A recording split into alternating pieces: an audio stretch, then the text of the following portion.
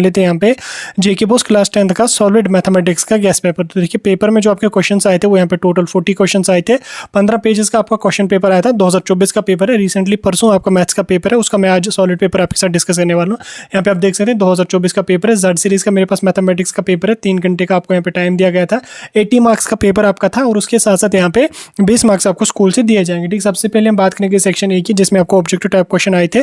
इसमें पहला क्वेश्चन आपका आया था द नंबर 0.101 दिस इज, ये नंबर क्या है। ठीक, इसमें आपको बोलना था ये नंबर क्या है, इवन नंबर है, रेशनल नंबर है, इरेशनल नंबर है या नन ऑफ दीज। ठीक, इसका जो राइट आंसर है वो यहाँ पे है इरेशनल नंबर। ठीक, ये जो नंबर है ये इरेशनल नंबर है। ठीक, इतना आपको इसमें मेंशन करना था। उसके बाद क्वेश्चन नंबर 2 की अगर हम बात करेंगे, the product of zeros of the polynomial 4x power 2 plus 8x is. ठीक, इसका यहाँ पे आपको जो है वो प्रोडक्ट ऑफ जीरोस यहाँ पे लिखना था। ठीक, 2 है, 0 है या है 4। ठीक, इसको जो राइट आंसर है वो यहाँ पे है 0। ठीक, उसके बाद नेक्स्ट क्वेश्चन आपका यहाँ पे आया था and the pair of linear equation x plus 2y minus 4 equal to 0 and 2x plus 4y minus 12 equal to 0 are। ठीक, यहाँ पे देख सकते हैं 4 ऑप्शंस आपके पास थे, तो 4 में जो राइट आंसर है वो यहाँ पे सी है। ठीक, पैरेलल वाला है आपका इसमें राइट आंसर। ठीक, उसके बाद क्वेश्चन नंबर 4 आपका इसमें आया था sin 2a equal to 2 sin a is true when a equal to 0 degree 45 degree 30 degree none of the above. ठीक, इसका जो राइट आंसर है वो यहाँ पे ए पार्ट है 0 डिग्री। ठीक, उसके बाद यहाँ पे क्वेश्चन नंबर 5 आपका आया था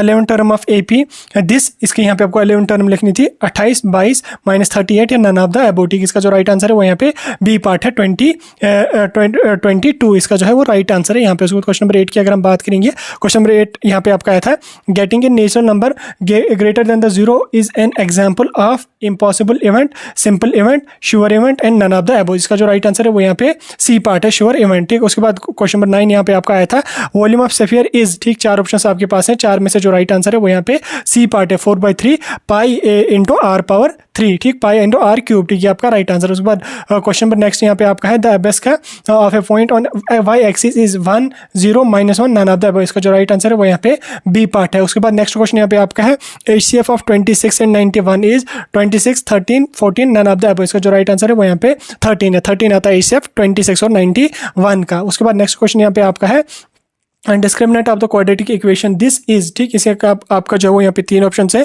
280 405 504 and none of the above. ठीक, इसका जो राइट आंसर है वो यहाँ पे none of the above D part है। इसको क्वेश्चन नंबर 11 आपका आया था प्राइम फैक्टराइजेशन ऑफ 3825 इज 3 × 3 3 × 3 × 5 × 7 × 17। ये ट्रू है या फॉल्स है, ये यहाँ पे फॉल्स है, प्राइम फैक्टराइजेशन इसकी नहीं है। उसके बाद क्वेश्चन नंबर 12 यहाँ पे आपका आया था the sum of first 1000 positive integers is.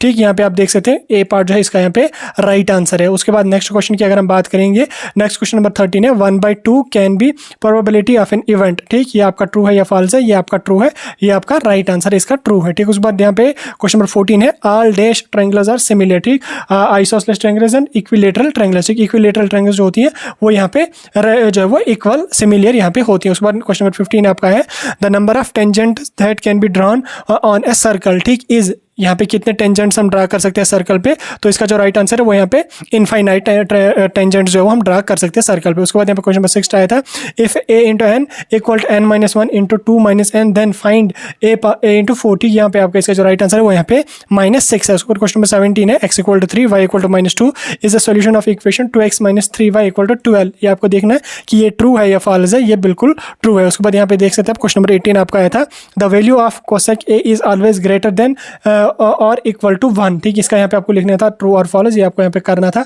इसमें यहाँ पे आपको आर पार्ट भी दिया गया था sec square a equal to 1 plus dash. ठीक, for 0 degree greater than A. यहाँ पे आपका इसका राइट आंसर जो था वो 10 स्क्वायर थीटा यहाँ पे आपका था 10 स्क्वायर ए, यहाँ पे इसका राइट आंसर था। उसके बाद यहाँ पे आपको क्वेश्चन नंबर नेक्स्ट आया था calculate mean of first 7 even numbers. ठीक, वो यहाँ पे कैलकुलेट करना था, वो यहाँ पे आपको स्क्रीन पे दिख रहा होगा, ये इसका राइट आंसर है। ठीक, उसके बाद right the formula for mean group data. ठीक, उसका फार्मूला आपको यहाँ पे मेंशन करना था। उसके बाद यहाँ पे देख सकते हैं नीचे question median of 6 10 14 18 22 26 and 13 is यहाँ पे 18। उसके बाद सेक्शन बी की अगर हम बात करें 2 मार्क्स वाले क्वेश्चन यहाँ पे आपके आए थे, ज्यादा लंबा नहीं, छोटे छोटे आंसर इसमें आपको लिखना था। Solve the pair of quadratic equation, linear equation यहाँ पे आपको दी गई थी, इसको आपको सॉल्व करना था एलिमिनेशन मेथड से। उसके बाद यहाँ पे देख सकते हैं find the root of quadratic equation by factorisation. ठीक, इसके रूट्स आपको इस वाले क्वाड्रेटिक इक्वेशन की आपको फाइंड करने थे फैक्टराइजेशन मेथड से। उसके बाद यहाँ पे देख सकते हैं given sec theta equal to 13/12 calculate all other trigonometric ratios. ठीक, यहाँ पे आपको वहीं से दिया हुआ है